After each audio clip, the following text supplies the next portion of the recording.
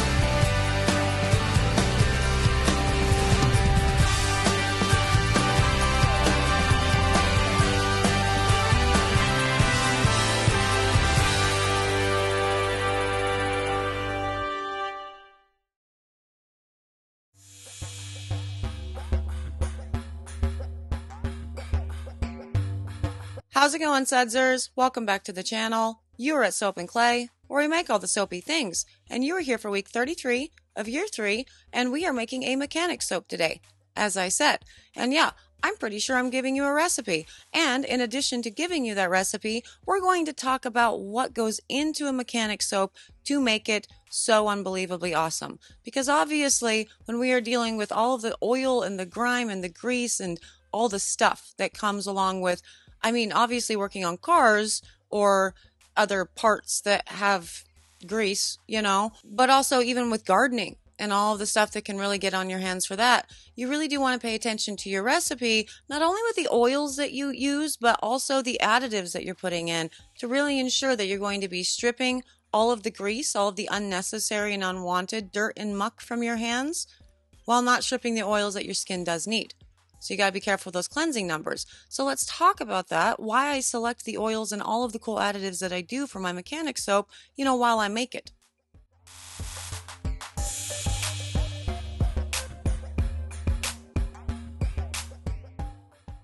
Okay, so what do we look for in a good mechanic soap? Well, obviously we need a really good grease cutter. We want the ability for it to cleanse really well and bubble up really nicely, filled with a lot of really nice surfactants that are of course naturally based. We're not going to be putting any detergents into this. We also do not want the bar to obviously be overly drying, which is something that can come from a recipe that has a high cleansing value, right? Because it is stripping away the grease. We want to obviously strip away the grease and the grime from the hands after you've been messing with cars or even out in the garden or whatnot, but we don't want it to be so stripping that your hands are left dry and cracked and painful at the end of all of it. We obviously want also a very hard bar. Now the reason for this is because you tend to be washing your hands, well, not more frequently, but longer as a mechanic to really get all of that grease and grime and everything off, clean underneath the fingernails. So therefore the soap is going to be in the water for a longer period of time. Also, finally, the obvious bit, we're going to want some scrubby bits. And the scrubby bits are going to be helping get all of the grease and the grime, the oils and everything, break them apart, rinse them away without having to overly work, the bar or your hands or all the things. And so that's where this recipe was created. And so what we are working with is going to be 30% coconut oil, 30% palm, 20% avocado oil, 20% olive oil, with a 7% super fat. Now for the additives in this, it is going to be a soap nut lye solution, so you can mix your lye however it is that you want with the amount of water that you want to put into it. Doesn't really matter. If you obviously want a bar where you can do, pretty designs or whatever, then increase the water. If you don't, then, decrease it.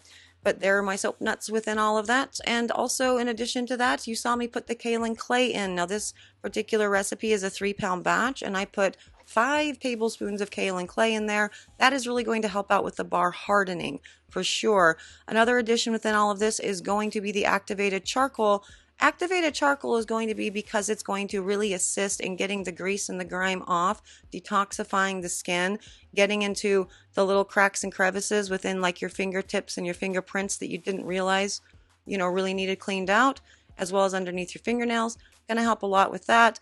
Now for the scrubby bits, we're going to be using pumice sand, and I am using pumice sand at 3 tablespoons within this batch, as well as a finely ground exfoliant. Now you could use pumice powder, or you could use any number of things. You could use a ground pumpkin seed, you could use walnut shells, bamboo powder is also a very good one. Just a really nice finely ground exfoliant, so it's not an overly scratchy bar that's just doing nothing but causing little rips and tears in the skin while it's being cleansed. Now, one of the other really important things that I am including in this recipe is going to be that indigo powder, and it's not going to be to get the blue. As you saw, I actually did put some blue in to this in order to ensure that at the end of all of this I have like a nice kind of slate colored blue. The reason that I'm putting the indigo powder in actually is because indigo is used in a lot of hair solutions, so for hair masks or for shampoo bars, to really help out with the overly oily and greasiness of the scalp. Because indigo has that benefit topically, I think it's a fun addition to a bar for mechanic soap to really help with the getting all of the grease and everything off of your skin without overly drying it out. Now that 7% superfat is really also going to yield in that, as far as we don't want the drying, but the big bubble that's going to come out of the coconut oil as well as the soap nuts is really going to be beautiful. This, what I'm putting in last, is going to be my essential oil blend. This particular customer asked for a bergamot blend, and so that's what we are doing. We're going to lean into the citruses for all of this because citrus smells clean and we like that. So with the indigo powder inclusion in all of this, I really do think it's a very special recipe to use for a mechanic soap because, again, you're getting the grease stripped away without stripping the necessary oils that you need on the skin.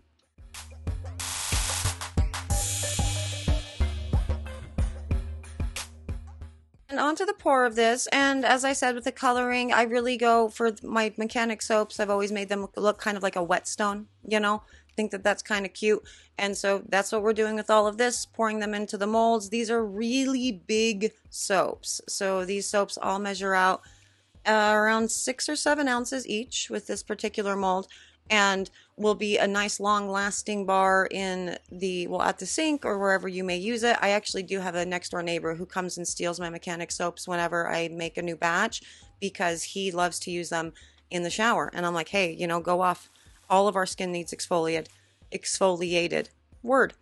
And yeah, so really easy pour. Obviously, this will be C-popped and gelled because that's what I do, not because it needs to be done. And we can now go out and check on, the overall look of it, and maybe we'll do a lather test. I don't know. Let's see how I feel.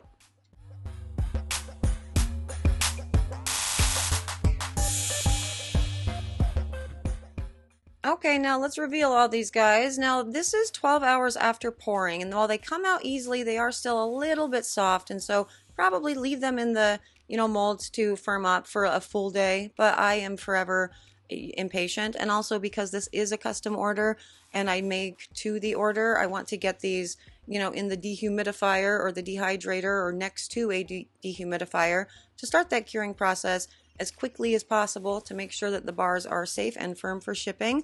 But yeah, so far so good. They look great. The exfoliating value of them, as you can see throughout all of it, it's well distributed. So all of the pumice, sand, and the ground exfoliant in it is very well dispersed throughout the entirety of the soap, because I did make sure to get this soap to a nice medium trace, as it's called, or whatnot. So medium to thick, because I'm not doing any, fancy things with colors or designs or whatever with this. I can afford to mix it a little bit longer to ensure that the batter itself is thick enough to suspend all of the grit that I put inside. If you put in your exfoliants into a batch of soap that's too overly, thin, everything's just going to sink to the bottom of the bar. It's not going to be a good time. So there it is. And I don't know, I guess we can go do a test on all of these. I do have an extra bar here, I think. So let's check out the test of this real quick and then we can kick back to my face. Let's see the test first though. Hold please. And our lovely camera shot from our wonderful photographer here, Scout, who has been my ride or die her entire life at the soap shop. And I have her back for the next few weeks because she's recovering from surgery. So she's helping out. And yeah, she's doing all of the things for the lather test here. It's a nice, beautiful, scrubby bar. It's going to get everything from underneath my fingernails and all of the jazz and make my hands feel awesome with that beautiful bubble that happens right away, but it's nice and creamy, so it's not going to be overly drying. 10 out of 10. Highly recommend. And there it is, the whetstone. So yeah, like I said, this is a custom order whetstone mechanic soap because I'm just always out. And so somebody emailed me over at soapandclay.com and asked about it. And I told them that they could just do, one of the bulk orders and I'll just make them a whole batch. And so that's what we did. They got to select their scents with that. So that was also a lot of fun. And yeah, the inclusion of the indigo powder in this, I love.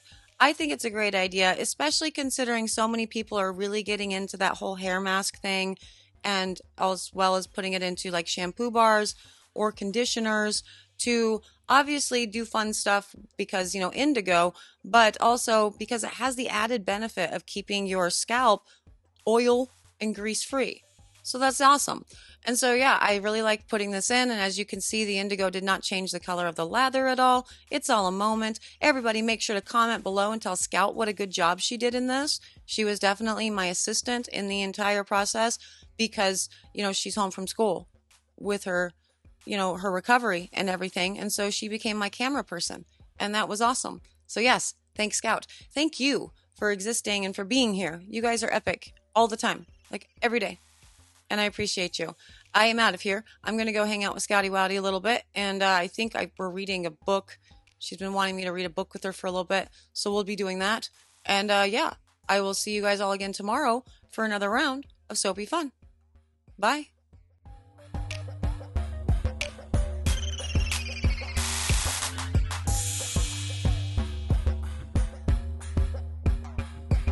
Yeah, I just need a little bit. Oh, look what's happening. Wait, that actually looks pretty good. And that it looks pretty good. Look, watch me disappear, Mom.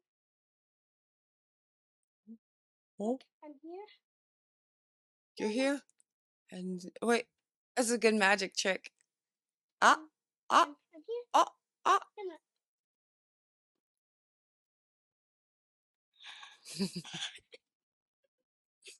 You're awesome, kid. I know. Wait, don't turn it off yet. Oh yeah, it's still here. It's still there.